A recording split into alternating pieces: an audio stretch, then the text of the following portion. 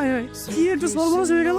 Sorry, আমি আসলে খেয়াল করিনি। খেয়াল করিনি মানে? এত বড় একটা বাইক এখানে দাঁড় করানো, আপনি বলতেছেন খেয়াল করিনি? আমি কিন্তু আপনাকে সরি বলেছি। সরি বললে কি সবকিছু হয়ে যায়?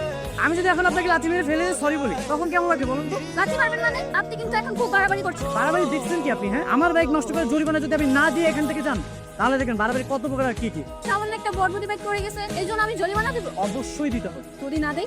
যদি না দেন তাহলে যে কাজটা দেখতেছেন না, এই কাজের মধ্যে আপনাকে বেঁধে রেখে দিব। বলুন দেখি, আপনার কত বড় সাহস? এই, আপনি আমাকে চিনেন? আপনার আমার ক্ষমতা সম্পর্কে কোনো ধারণা আছে? এমন 10টা বাইক আমি দিনের মধ্যে কিনতে পারি। এত যখন টাকা, তাহলে আমার জরিমানাটা দিয়ে দেন না, আমি চলে যাই। আমি কোনো জরিমানা দিতে পারবো, আপনার যা ইচ্ছা হয় করুন। আপনার কত বড় সাহস? আপনি আমার হাত ধরেছেন কেন? স্যার আসসালামু আলাইকুম। ওয়ালাইকুম সালাম। আমি আরো ও, বসো বসো। Sir appointment. তুমি তাহলে আগের ডাক্তারের ছেলে না?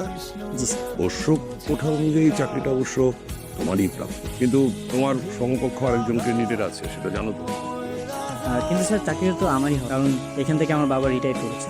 সেটা অবশ্য ঠিক, মেয়েটা না খুবই গরিব, চাকরিটা ওর ভীষণ দরকার। এমন একটা অসহায় মেয়েকে সাহায্য করার সুযোগ তো সবসময় আসে না। মেয়েটাকে দেখে না আমার খুব মায়া হয়। তুই যদি দেখো তোমারও খুব মায়া হবে। ঠিক আছে স্যার, তাহলে আমি না হয় চাকরিটা ছেড়ে দিচ্ছি, যেহেতু অসহায় আপনাকে চাকরি দিই। তাহলে তুমি যাওয়ার সময় সে এই যে বাইরে ওয়েট করছে, তাকে একটু নিজের মুখে বলে যাও, তাহলে সে খুব খুশি হবে। তার নাম মৌসুম।